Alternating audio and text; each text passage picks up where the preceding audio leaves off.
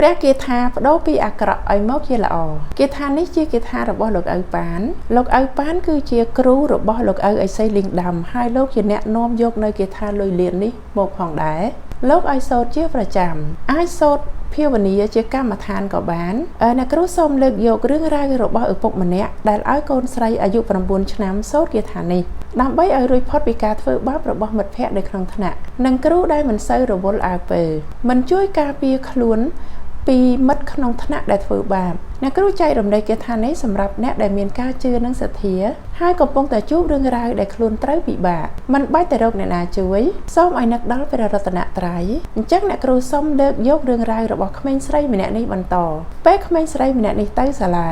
នាងរមែងត្រូវក្មេងៗក្នុងថ្នាក់ធ្វើបាបដោយការទាញសក់ក្រងហើយគ្រូក៏មិនអើពើមិត្តភ័ក្តិព្រួតធ្វើបាបជាប្រចាំពេលឪពុករបស់ក្មេងដឹងក៏បង្រៀនកូនស្រីឲ្យសូត្រគាថានេះហើយឪពុកប្រាប់ទៅកូនស្រីថាកូនសូត្រឲ្យច្រើនវានឹងល្អសម្រាប់កូនបន្ទាប់ពីសូត្របាន2អាទិត្យម្ដាយរបស់ក្មេងបានមកប្រាប់ថាមិត្តភ័ក្តិដែលព្រួតធ្វើបាបក៏ឈប់ធ្វើបាបគ្រូដែលធ្លាប់មិនអើពើមិនរវីរវល់ក៏ត្រឡប់មកស្រឡាញ់មេត្តាក្មេងនោះវិញទិញនំឲ្យហូបញឹកញាប់មិត្តភ័ក្តិទាំងអស់ដែលធ្លាប់ធ្វើបាបក៏ត្រឡប់មកធ្វើល្អជាមួយក្មេងម្នាក់នេះគាថាមានដូចតទៅឥឡូវអ្នកគ្រូសូត្រអ្នកមោ3ចប់សិនណា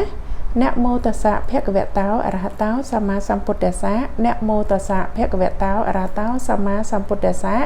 นะโมตัสสะภะคะวะโตอะระหะโตสัมมาสัมพุทธัสสะนะเตปังโตหายะเตยะนะเตปังโตหายะเตยะนะเตปังโตหายะเตยะนะเตปังโตหายะเตยะนะเตปังโตหายะเตยะนะเตปังโตหายะเตยะนะเต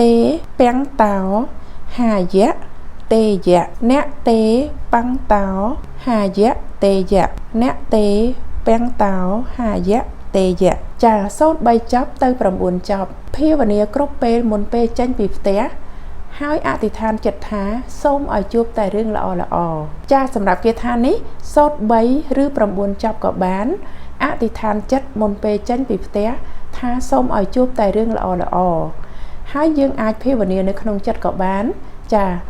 ជឿដោយសទ្ធានិងបញ្ញារបស់លោកអ្នកនឹកដល់ព្រះរតនត្រ័យបុណ្យជាទីពឹងរបស់លោកអ្នក